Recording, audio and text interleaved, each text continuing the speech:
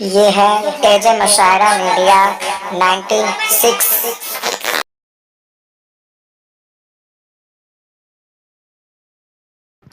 السلام علیکم ورحمۃ اللہ وبرکاتہ۔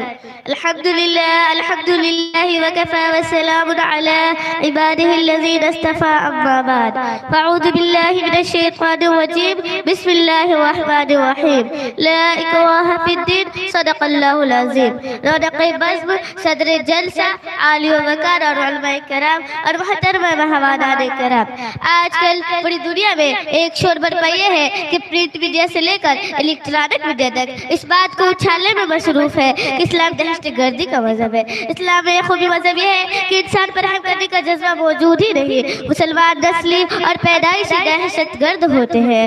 مسلمان اسی شور و ہنگامہ میں یورپ اور امریکہ، لندن و برطانیہ، یہودی نصارہ پیش ہے۔ چنانچہ حال ہی میں ہندوستان میں مسلمانوں پر دہشت گرد کا دھبہ لگا کر ان لوگوں کے ساتھ جو نعرہ سلوک کیا گیا ان کے تصور سے ہی روح کانپ اٹھتی ہے۔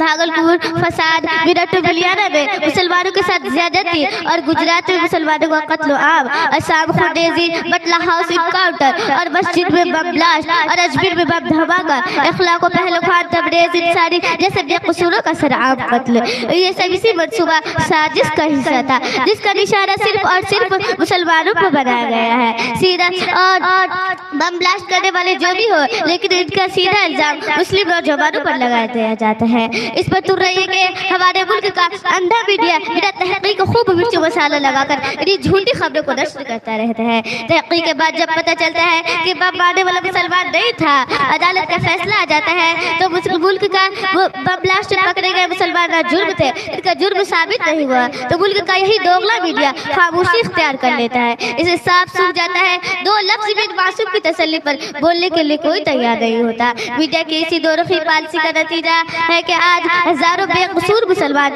جیل کی سلاخوں میں بند ہیں، لیکن ان کی فریاد سننے والا کوئی نہیں۔ آج ٹوپی ڈالنا، کرتا پہننا، عمامہ لگانا، داڑھی رکھنا دہشت گرد کے طور پہ مشہور ہو گیا ہے۔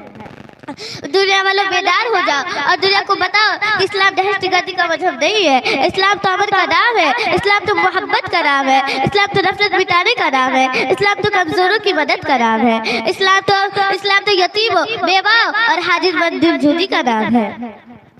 حاجت مند اور دلجوئی کا نام ہے۔ اسلام تو ناانصافی کا مخالف ہے۔ ظلم کو اعلان قرآن مجید کہتا ہے وہ قتل نفس بغیر او فساد فی الارض فکانما قتل الناس جميعا ومن احیاها فکانما احیاها الناس جميعا، یعنی جس نے کسی جان کو بلا قصور کسی جان کے بغیر زمین پر فساد پھیلا بغیر قتل کرتا تو گویا اس نے سارے انسان کو قتل کر ڈالا، اور جس نے ایک کی جان بچا لی تو اس نے سارے انسان کی جان بچا لی۔ ذرا سوچئے، اسلام انسانیت کی طرف اس قدر احترام سکھاتا ہے کہ ظلم والوں کو معافی کی تعلیم دیتا، بوڑھوں اور بچوں پہ شفقت فرماتا ہو، پڑوسیوں، بھائیوں اور رشتہ داروں کو حقوق بتلاتا ہو، جو انسان تو انسان جانور پہ بھی رحم کرنے کا جذبہ موجود رہے، جرم کا قرار دیتا، اس دن کو دہشت گرد کے دن سے کہنا اور آتنکوادی سے جوڑنا کتنا بڑا جرم اور کتنی بڑی جرأت ہے۔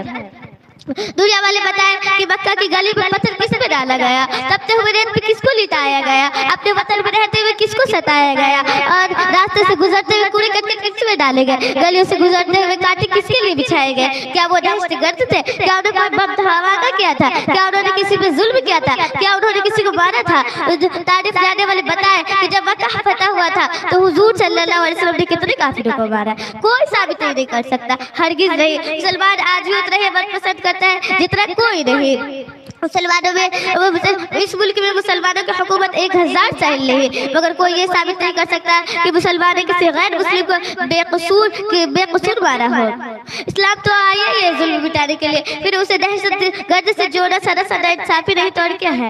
سامعین حضرات، لہٰذا ہمارے اسلام کے بارے میں یہ غلط فہمیاں دور ہونی چاہیے، اور کہیں پر کوئی حادثہ ہو جائے تو اسے مذہب سے جوڑنے کے بجائے کسی خاص فرد سے جوڑنا چاہیے، اور ہم مسلمانوں کی ذمہ داری ہے کہ آفاقی پیغام گھر گھر تک پہنچائے اور ہماری یہ غلط فہمیاں دور سکے۔ بس آخری میں دعا ہے کہ اللہ تبارک ہمیں کہیں سنی باتوں پر عمل کرنے والی بنائے۔ وآخر دعوانا الحمدللہ رب العالمین۔ السلام۔ اگر یہ ویڈیو اچھی لگے تو چینل کو سبسکرائب کریں اور بیل آئیکن آن کریں۔